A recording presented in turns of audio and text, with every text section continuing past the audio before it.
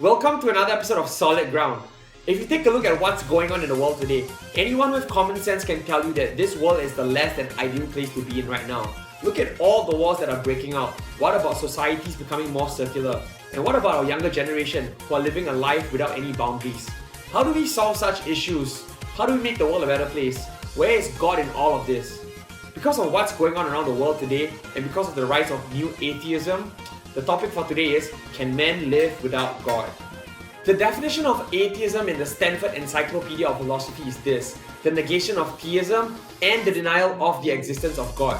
Because God does not exist, men are the ones who make up the rules and they get to determine what is right and wrong. Hence, morality becomes subjective. Now, I often hear atheists and agnostics say that the world will be better off without religion, because religion is the cause of divide and responsible for all the wars that you see taking place around the world. They also go on to say that millions of lives have been lost in the name of religion. Hence, if you want world peace, it is better to not believe in God or abandon your personal belief in God. In fact, there's this new group of atheists who are known as the New Atheists. Even though they call themselves the New Atheists, there's nothing really new or sophisticated about their arguments. In fact, majority of their arguments are recycled and really old, and they have been dealt with by earlier apologists or philosophers. I don't despise religious people, I despise what they stand for. This group of new atheists, led by Richard Dawkins, Sam Harris, Daniel Dennett, and the late Christopher Hitchens, known as the Four Horsemen, have an agenda, that is, to rid the world of religion. While these individuals are well-respected experts in their own field of study, when it comes to their arguments on religion, they are intellectually shallow. What do the new atheists believe? Anger against belief in God. Religion is not only wrong, it is evil. They have a desire to rid the world of religion. And it is not important to understand religious faith, but to get rid of it. So you can see, it's not about tolerating or living harmoniously among people. Their agenda is to mock people who believe in God and rid the world of religion. Doesn't it ring a similar tune to some infamous dictators in the last 20th century? Religion makes specific claims about the universe which need to be substantiated and need to be challenged and, if necessary, need to be ridiculed with contempt. If you find yourself thinking this way, then you belong to this group called the New Atheists. One of the most common go-to objections against Christianity is the Inquisitions and the Crusades. To be honest, that is a fair point to raise in a discussion. However, the atheist who raises this objection is forgetting what happened not very long ago back in the 20th century. Now let's get the facts straight. When you have to deal with the havoc that atheism has wreaked, and I'm not trying to be polemic here, let's just be factual. When you take a look back at the 20th century, the biggest killings have been committed by atheistic regimes. When you look at the death toll caused by Stalin, Hitler, Pol Pot and Mao Zedong, the death toll caused by these atheistic regimes in the 20th century far outweighs the death toll of the last 19 centuries combined together. In fact, I find it really ironic that Nietzsche, a famous atheist philosopher from the 19th century, said that if God is dead, the 20th century will be the bloodiest century in human history, because men will try to play God and define their own morals, and they will have to suffer the consequences of living in a world without God. Now, just to be clear before you get all crazy on me, I'm not saying that atheists are bad people. In fact, some of the nicest people I know are atheists, much nicer than the religious folks that I know.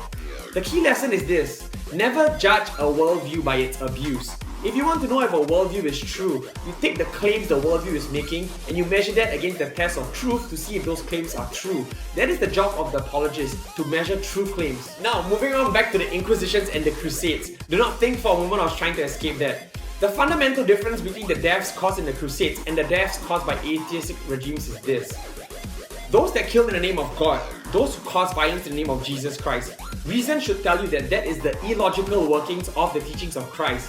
The actions of the Crusaders had nothing to do with Jesus Christ or his teachings, but everything to do with their own political motives. We see an inconsistency between the teachings of Christ and the message brought about by those who politicize his message. However, when you look at the violence caused by the atheists in the 20th century, that is the logical outworking of man being the measure of all things, because no one knows which man is the standard to follow. Should we follow Hitler? Should we follow Stalin? Should we follow Pol Pot? Or should we follow Mao Zedong? In fact, Hitler's ideologies were motivated by Nietzsche's quest of the Superman and Darwin's theory of survival of the fittest, both of whom were atheists. This is the sad reality of the world if God does not exist. If we live in a world without God, then men will have to play God and determine morality for us. If God does not exist, then there is no ultimate, infinite, absolute being. We are left with a finite, limited, relative being, and you and I will have to fight it out to play God. It seems to me that if we follow the ideologies of the likes of Richard Dawkins and Sam Harris, then the bloodiest century will no longer be in the 20th century. Instead, it will be in the centuries to come. What is scary about this thought is that not only will you and I witness it, but our children and our children's children will be the victims of who we choose to follow. Without God, we have two extremes. Either a dominating autocratic ruler or the drive for pleasure where all boundaries are removed and you and I will choose which angle we want to fall at.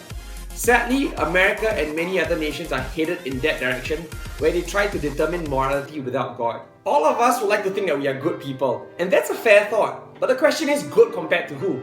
We can always be good when we compare ourselves to the next person whom we think has a lower standard than us. For instance, we can always be good when we compare ourselves to the murderer, the rapist, our demonic boss at work, or even our in-laws. In atheism, where man is the measure of all things, the question is which person? Which person should we let arbitrate between right and wrong, good or bad? Should we let Obama, Donald Trump, Putin, Queen Elizabeth, Kim Jong-il, Lee Hsien Loong, Assad, maybe Kanye West, the Dalai Lama, or Deepak Chopra? The question is who? Who should we pick? And if we do pick them, why should they be the representative of humanity? What makes them right and what makes them good? Trying to determine the standard of goodness all sounds very noble, but Malcolm Muggeridge, a former atheist who became a Christian later on in his life, rightly points out, if God is dead, someone is going to have to take his place. Thankfully, God has revealed the standard of goodness through the person of Jesus, God incarnate. No one, none, can match up to his way of life or his standard of goodness. All human beings, no matter how laudable they may be, no matter how good we are, we all need to acknowledge and be real that we all have a selfishness buried deep within our hearts. That is the genesis of all evil. Christians call it sin, but maybe in less spiritual terms, a violation of purpose. Just be honest with yourself. Have you lived up to your own standards and expectations? Have you not once let yourself or someone else down? I know I have. Jesus is the only one that accurately describes the nature of man, and he even provides a solution to redeem us from that fallen nature. There are many good things about other religions and philanthropic initiatives done by atheists. However, the culmination of truth as Christ presented came in Jesus Christ himself. Jesus did not come to offer a religion, he came to offer a relationship so that you and I can get to know God personally. The question is not whether we like it or not, the question is whether what Jesus spoke was truth or not, and truth by definition is exclusive. Muhammad, Buddha and everyone else claimed that they knew the truth, but no one said that they were the truth. Jesus not only said that he knew the truth, he was the only one to say that he was the truth, the way and the life. That itself is a bold statement, and to prove that he was the truth, he rose from the dead 3 days later after being crucified. He did not just provide a spiritual resurrection, he provided a bodily resurrection that was witnessed by his disciples and 500 other people. That itself is the gospel. That is the good news. Other people may sincerely believe that they are right. That is fine, but sincerity alone does not determine truth. If I were to tell my professor in my science or history exam that I was sincere about my answers, he would not feel bad for me. In fact, he would not hesitate to give me a 0 because he has a point of reference by which to measure it. Similarly, while other worldviews may assert the truth, you can see where they break down when you apply the test of truth towards it. The Judeo-Christian worldview, when you put it through the test of truth, is the only worldview that's able to coherently answer the 4 fundamental questions of life. That is, origins, meaning, morality, and destiny. And correspondingly, in each case, it measures up to the truth. Christianity is not true because it works. It works because it is true. I hope you guys learned something and enjoyed the video this week. If you found the video useful, like it or share it with your friends within your community. And remember this, follow the evidence wherever it leads. See ya!